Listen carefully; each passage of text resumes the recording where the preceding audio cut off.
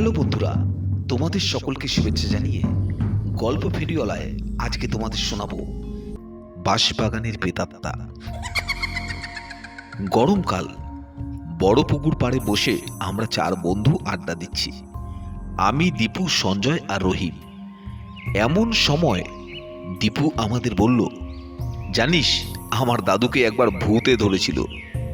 যদিও আমার দাদু মন্ত্র জানতো, তাই ভূত খুব একটা বেশি কিছু করতে পারেনি, বরং আমার দাদুই ভূতকে ফু দিয়ে তাড়িয়ে দিয়েছিল। আরে আমি তো তারই নাতি নাকি, তাই ভূত ভূত ওসবে আমি ভয় পাই না। যদি কোনোদিন কোনো ভূত আমার সামনে পড়ে যায়, তাহলে সে বুঝবে যে আমি কি জিনিস। তখন সঞ্জয় বলল, যেদিন ভূতের পাল্লায় পড়বি সেদিন বুঝতে পারবি যে ভূত কি জিনিস। তখন আমি বললাম, এসব ভূত ভূতের কথা বাদ দে, চল বালুডাঙ্গার মাঠে, আজকে যাত্রা হচ্ছে, আমরা যাত্রা দেখে আসি। তখন সবাই মিলে হই হই করে বললাম, হ্যাঁ তাই হোক।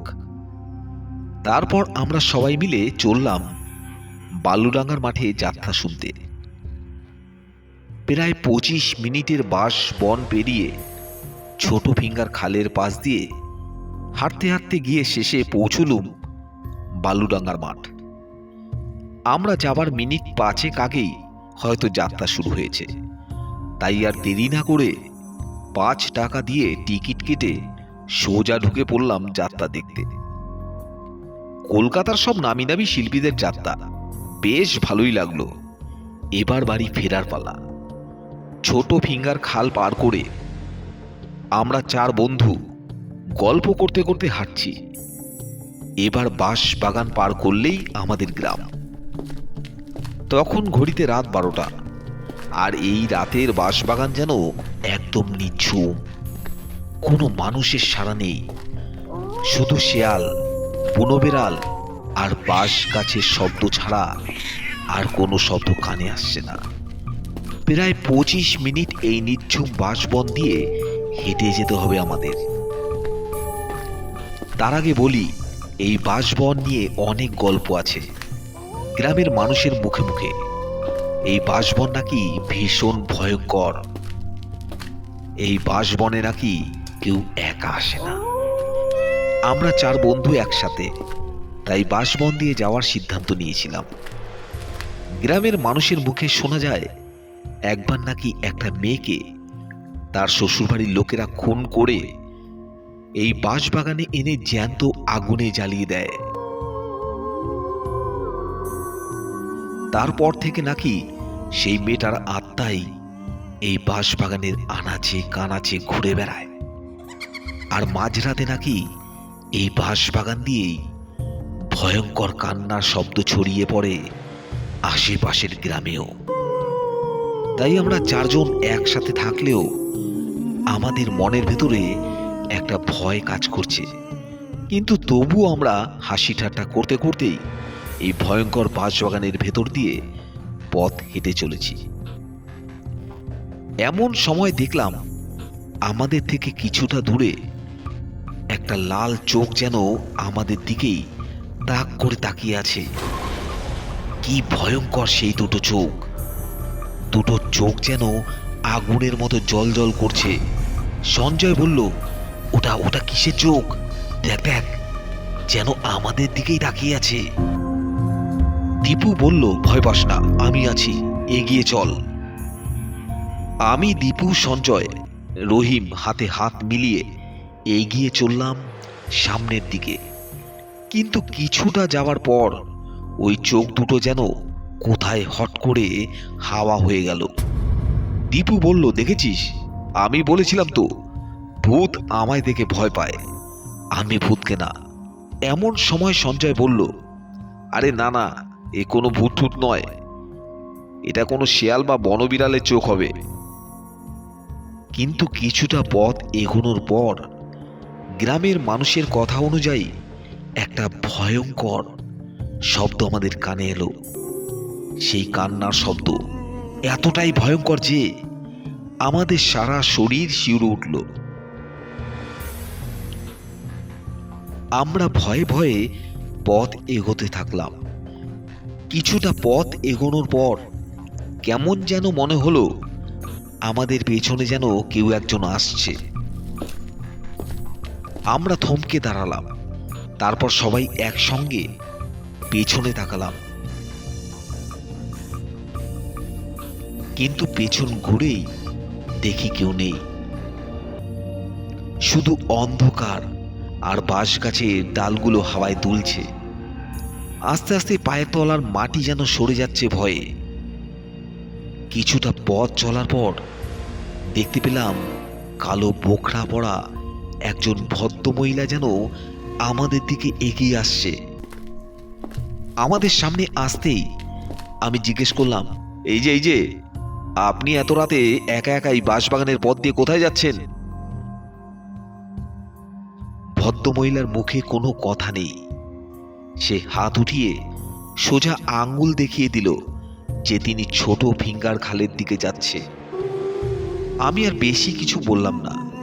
সঞ্জয় বলল, দেখ কোনো ভয় টয় নেই। একজন মহিলা, তার মধ্যে এত রাত, এই বাঁশবাগানের পথ দিয়ে একাই চলেছে। দীপু বলল, দেখেছিস, ইনি একজন মহিলা হয়ে ভয় পায় না, আর আমরা চারজন একসঙ্গে, তাও ভূতের ভয় পাচ্ছি। এসব ভয় টয় না, মন থেকে হাঁটা, চল এগিয়ে চল। কথাটা শেষ করেই দীপু যখন পেছন ঘুরে তাকালো তখন আর ওই মহিলাকে দেখতে পেল না। তখন দীপু বলল, কি রে, এই তো মহিলাটা এখনই আমাদের পাশ কাটিয়ে এগোলো, এর মধ্যে হাওয়া হয়ে গেল। সঞ্জয় বলল, তাই তো, কোথায় গেল? আমি বললাম, আরে তাড়াতাড়ি পায়ে হেঁটে চলে গেছে, অন্ধকারে দেখা যাচ্ছে না, চল সামনে এগিয়ে চল। তারপর আরো কিছুটা পথ এগোতেই আমাদের সবার কানে একটা গোঙানির শব্দ এলো। আমরা এদিক ওদিক তাকিয়ে খুঁজতে থাকলাম গোঙানির শব্দটা কোথা থেকে আসছে। তারপর দেখতে পেলাম সরু রাস্তার পাশে বাঁশবাগানের এক কোণায় ঠিক আগের মহিলাটার মতন কালো বোকরা বড়া একজন বসে গুঙিয়ে গুঙিয়ে কাঁদছে। আর তখন আমরা গিয়ে ওনার সামনে দাঁড়ালাম। দীপু জিজ্ঞেস করলো, এই যে আপনি এত রাতে এখানে বসে কাঁদছেন কেন? আপনি কোথায় থাকেন? তখন ওই মহিলাটা মাথা থেকে বোকরাটা সরিয়ে আমাদের দিকে তাকালো। কি ভয়ঙ্কর সেই রূপ! সমস্ত মুখটা আগুনে পোড়া, চোখ দুটো লাল, আগুনের মতো জ্বল করছে। আর এই দৃশ্য দেখার সাথে সাথেই দীপু ওখানে অজ্ঞান হয়ে পড়ে গেল। তখন আমরা কি করব বুঝতে পারছিলাম না। আমরা তিনজনে মিলে দীপুকে ধরে বসলাম। তারপর সেই অদ্ভুত মহিলা নাকে নাকে বলল, আমি রুবেলা, আমার শ্বশুর বাড়ির লোক আমাকে আগুন জ্বালিয়ে আমার সমস্ত শরীর পুড়িয়ে আমাকে মেরে ফেলেছে। তাই আমি এই বাঁশবাগানেই থাকি। তোরা কি করতে এসেছিস সেখানে? যা, চলে যা, আমি তোদের কোনো ক্ষতি করব না। চলে যা তোরা এখান থেকে। রাত 12টার পর এই বাঁশবাগান শুধুই আমার। আর আজকে তোদের আমি ছেড়ে দিলাম। জীবনে আর কোনোদিনও এই পথে আসিস না। আর কোনোদিনও যদি রাত 12টার পর এই বাঁশবাগানে তোদের দেখেছি, তাহলে সেই দিনই তোদের শেষ দিন হবে। তোদের শরীরের সমস্ত রক্ত আমি চুষে চুষে খাবো।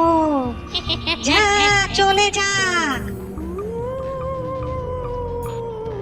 তারপর আমরা কোনো মতে দীপুকে তুলে ধরে নিয়ে ওই বাঁশবাগান থেকে আমাদের গ্রামে পৌঁছালাম। তারপর থেকে আমরা রাতে কেন, দিনের বেলায়ও ওই বাঁশবাগানের পথে আর যাই না। তা আজকের গল্প বাঁশবাগানের প্রেতাত্মা এখানেই শেষ করছি। তোমরা আমার সাথে থেকো, আমি ডিজে, আর তোমরা শুনছো গল্প ফেরিও না, গল্পের ঠিকানা। তা আজকের গল্পটি যদি তোমাদের ভালো লাগে তাহলে চ্যানেলটিকে সাবস্ক্রাইব করো, লাইক করো এবং কমেন্ট করে জানিয়ে দিও গল্প শুনতে কেমন লাগছে। শুভরাত্রি বন্ধুরা, ভালো থেকো, অসংখ্য ধন্যবাদ।